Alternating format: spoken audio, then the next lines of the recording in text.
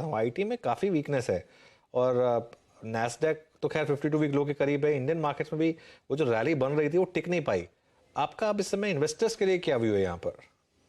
नहीं, आईटी में कॉशियस रहना चाहिए, स्टॉक स्पेसिफिक रहना चाहिए, क्योंकि एक इंटरेस्ट रेट जो फेड की बात हुई थी ना, कि इंटरेस्ट रेट हाइक थोड़ी लंबे अवधि तक चलेंगे और एंड पॉइंट भी थोड़ा ज्यादा रहेंगे मार्केट के एक्सपेक्टेशन से ज्यादा, यानी 5% भी पार हो सकता है यूएस 10 ईयर यील्ड। ऐसी हालत में अगर एक इंटरेस्ट रेट जबरदस्त हो रही है और लॉन्ग पीरियड के लिए हो रही है, तो ये रिसेशन की बात जो चल रही थी वो शायद आगे आ जाए, क्योंकि किसी हालत में फेड की चीफ ने कहा है कि मुझे ग्रोथ की परवाह नहीं है, मेरे को इन्फ्लेशन को ही घटाना है। तो ऐसी एक यूनिडायरेक्शनल मूव होता है फेड की ओर से, तो नेचुरली डिमांड को गिरना ही है। और इस वक्त में आईटी का क्या हुआ, आपको याद होगा कि कोविड के पैंडेमिक के टाइम में आईटी एक सुपर ग्रोथ सेक्टर बन गई थी, क्योंकि बहुत से बैकएंड में रीओरिएंटेशन ऑफ आईटी इंफ्रास्ट्रक्चर की बात हो रही थी और एक बूम सा हो गया था। अब सेशन के टाइम में ये थोड़ी होगा कि कोई आईटी में रिस्ट्रक्चर करेगा। तो ये डिमांड का जो एक एक्सप्लोजन देख रहे थे, उसके कारण वैल्यूएशंस की बढ़त वो नीचे आने लगी है, क्योंकि एक नॉर्मल सी सिनेरियो। अब बात ये है कि ऐसा नहीं कि आईटी एक साइक्लिकल सेक्टर है तो एकदम ऊपर जाए तो एकदम नीचे आए, क्योंकि एक कोर आईटी डिमांड ऑलवेज रहेगी। तो एक आईटी का जो ग्रोथ सेक्टर से एक सेफ्टी सेक्टर की ओर अभी जो बदलाव आ रहा है, वही आप देख रहे हैं दामों में जो दबाव आ रही है। और इसमें मैंने क्यों कहा स्टॉक स्पेसिफिक, क्योंकि क्या होता है कि इवन एक रिसेशन के टाइम में, क्योंकि आईटी यूजर इंडस्ट्रीज के लिए एक सिग्निफिकेंट कॉस्ट होती है, वो भी सोच रहे होंगे कि क्या कोई दूसरा आईटी प्रोवाइडर हमें आके और सस्ते में आईटी सर्विसेज प्रोवाइड कर सकता है। तो इन्फोसिस और विप्रो और कॉग्निजेंट और माइंडट्री, इनके आसपास में जो लड़ाई होगी उसमें एक विनर तो आएगा। तो उस स्टॉक के लिए शायद मार्केट शेयर बढ़ सकती है इस रिसेशन के टाइम में भी। तो स्पेसिफिक स्टॉक सिलेक्शन से आपको आईटी से पैसा बन सकता है, मगर ओवरऑल सेक्टर में मैं कहूंगा एक इन्वेस्टर की पोर्टफोलियो में जो सेफ्टी के लिए आपको रखने की जरूरत है एक सेक्टर, उसमें आईटी शामिल होनी चाहिए। उसको जीरो मत कीजिए, और at the same time growth की वापसी मेरे को लग रही है कुछ टाइम लगेगा।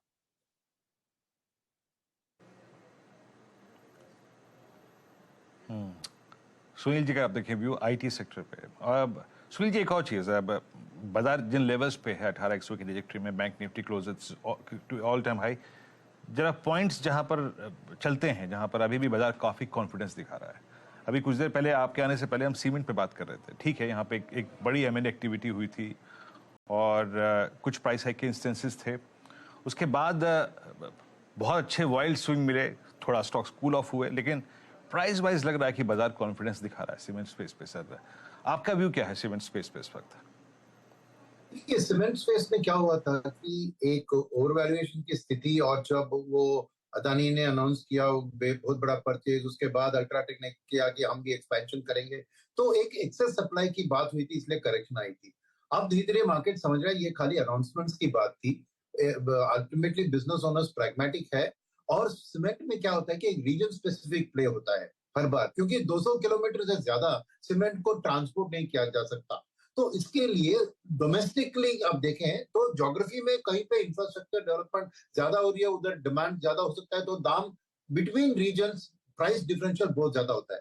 तो इसमें क्या हो रहा है कि गवर्नमेंट की जो अभी देखा आपने कि गवर्नमेंट की इनकम्स अच्छी आ रही है, जीएसटी भी लाइफ टाइम हाई पे है, तो कैपेक्स के प्रोग्राम में कोई कमी नहीं दिख रही है। हाईवे कंस्ट्रक्शन और रोड कंस्ट्रक्शन, इंफ्रास्ट्रक्चर की स्पेंडिंग जारी रही है। तो इसलिए जहां जहां पे वो चल रहा है ना, वहां पे सीमेंट में एक्सपेक्टेशन है कि दाम थोड़े फर्म रहेंगे। तो सीमेंट कंपनीज के लिए, मार्जिन के लिए, क्योंकि उनके लिए इनपुट कॉस्ट में कोल बहुत बड़ा शामिल होता है, तो एनर्जी प्राइसेस का भी आउटलुक यह है कि एक रिसेशन आने से शायद एनर्जी प्राइसेस भी थोड़े गिरेंगे। तो सीमेंट के लिए मार्जिन की ओर से एक सपोर्ट और डिमांड की ओर से भी एक सपोर्ट सामने दिख रही है इस इंफ्रास्ट्रक्चर रेवोल्यूशन में। तो मेरे ख्याल में अगेन मैं कहूंगा स्टॉक स्पेसिफिक होनी चाहिए, क्योंकि मार्केट कई स्टॉक्स को बहुत ओवर वैल्यू भी कर रही है। तो गुड क्वालिटी सीमेंट कंपनी जिसका राइट प्लेसेस पे उनकी प्लांट है, वहां लोकल सप्लाई डिमांड का सिचुएशन उनको फेवरेबल है, वहां पे डेफिनेटली अपसाइड मेरे को दिखती है। तो मैं कहूंगा एक ओवरऑल सेक्टर का मैं न्यूट्रल व्यू रखूंगा, और उसमें स्पेसिफिक स्टॉक्स को बाय में भी रखूंगा और स्पेसिफिक कुछ को होल्ड या न्यूट्रल में भी रखूंगा। ओके, ऑटोज पर क्या व्यू है आपका सर इस समय? ऑटोज में अच्छी खासी तेजी देखी हमने, खासतौर से कुछ सेलेक्ट शेयर्स में लाइक टीवीएस मोटर, मारुति, अब यहाँ से क्या? ऑटो एक बुलिश स्टोरी है हमारे लिए, क्योंकि एक पेंटअप डिमांड की बात है। सेकंड, इनपुट कॉस्ट में उनको दो तरफ, एक तरफ स्टील का इनपुट कॉस्ट, दूसरी ऑयल रिलेटेड डेरिवेटिव्स, तो ये दोनों का हमको एक बैड 2-3 क्वार्टर्स हमने देखा जहां पे कमोडिटी प्राइसेस की राइज का इम्पैक्ट उनके मार्जिन के ऊपर दिखा था। अब फेस्टिवल डिमांड से देकर आप देखिए ऑटोमोबाइल की वेटिंग लाइंस कितनी लॉन्ग है, तो इस तरह से एक ग्रोथ जो दिख रही है, मुझे मार्जिन एक्सपेंशन की स्टोरी सामने आ रही है ऑटो सेक्टर में। तो ओवरऑल ऑटो में हम पॉजिटिव ओवरवेट ही है।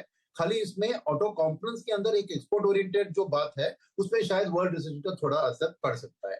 सेकंड थिंग, ऑटो के अंदर ये भी है कि मार्केट एक एडिशनल वैल्यूएशन दे रही है। जो जो कंपनियां या उनके ओनर्स एक ईवी की ओर बहुत स्ट्रांग एक इन्वेस्टमेंट और डायरेक्शन दिखा रहे हैं, तो मार्केट का ये एक सोचना है कि फ्यूचर में इनको एक अच्छा मार्केट शेयर, ईवी का रेवोल्यूशन जब तेजी पकड़ता है जाता है, तो इन्होंने ऑलरेडी इनिशियल इन्वेस्टमेंट कर चुके हैं, तो उसका बेनिफिट फ्यूचर में मिलेगा। तो इंटरवैल्यूएशन प्ले में जो भी ईवी में इन्वेस्ट कर रहे हैं, उनके लिए मार्केट थोड़ी एक पी में थोड़ा ज्यादा वैल्यूएशन दे रही है। तो अब गिन चुन के स्टॉक्स को देखेंगे तो ओवरऑल ऑटो में मैं बुलिश हूँ। ऑटो कंपोनेंट्स में थोड़ी नमी दिख रही है, क्योंकि डिमांड शायद गिर सकता है इंटरनेशनल की वजह से एक्सपोर्ट्स में, but at the same time local EV oriented players में थोड़ा एक वैल्यूएशन की अपसाइड भी देख रहा हूँ।